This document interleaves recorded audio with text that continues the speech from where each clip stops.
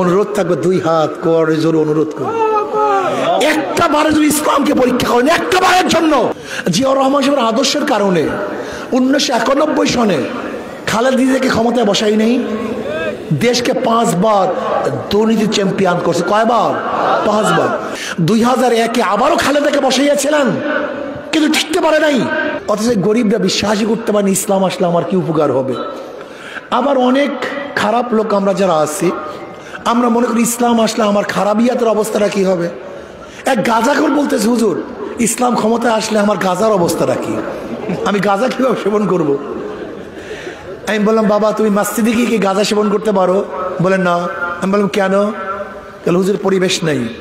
আমি বলি, ইসলাম ক্ষমতা আসলে গোটা বাংলাদেশটা মসজিদের পরিবেশ হয়ে যাবে, তুমি গাঁজা সেবন করতে পারবা না তো, মনে চাইবে না, কোনো অসুবিধা আছে? বলে হুজুর তা তো নাই, বিশ্বাস হয় না। আচ্ছা বলেন তো, এখানে যারা আছেন এমন একজনও কি নাই যারা বিড়ি খান? কথা বলেন না। ধূমপান করেন একজনও নাই, তা বিড়ি খান না কেন? ধূমপান করেন না কেন? আপনি বুকে হাত দিয়ে বলেন তো, আপনার কি একবার মনে চাইছে একটা বিড়ি টান দেই? কেন?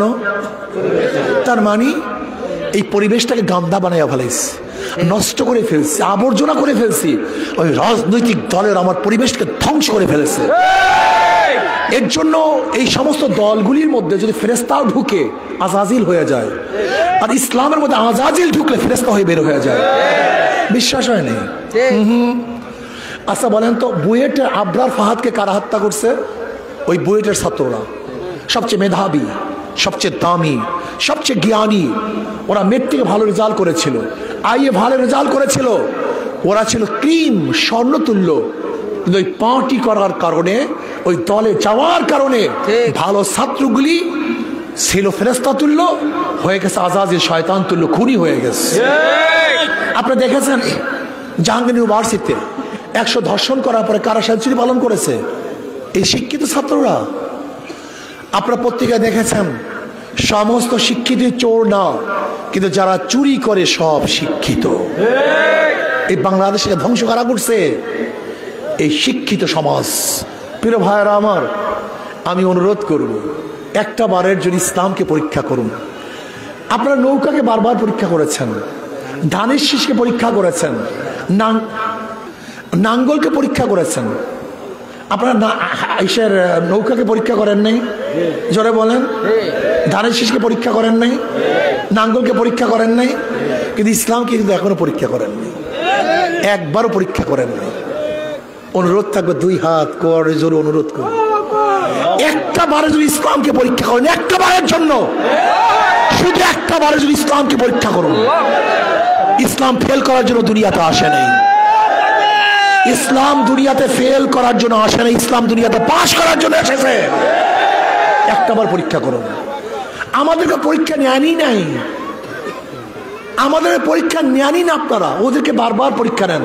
আচ্ছা বলেন তো, জিয়াউর রহমান সাহেবের আদর্শ এই, নীতি এই, তিনি ভালো লোক ছিলেন, তিনার গুণকীর্তনের কারণে আমরা কি সত্তার সাহেবকে ক্ষমতা বসাই নেই? কি থাকতে পারে নেই? জিয়াউর রহমান সাহেবের আদর্শের কারণে 1991 সনে খালেদা জিয়াকে ক্ষমতায় বসাই নেই, দেশকে 5 বার দুর্নীতি চ্যাম্পিয়ন করছে। কয়বার? 5 বার। আচ্ছা বেশ ভালো কথা, শেখ খালেদা সাহেব জিয়াউর রহমান সাহেবের আদর্শের কারণে আমরা 2001-এ আবারও খালেদা জিয়াকে ক্ষমতায় বসাই নেই। কথা বলেন না কেন? ফেল করছে না পাস করছে? তা বারবার তো ফেল করতেছে, বারবার। সত্তার সাহেব ফেল করেছে, থাকতে পারে নেই।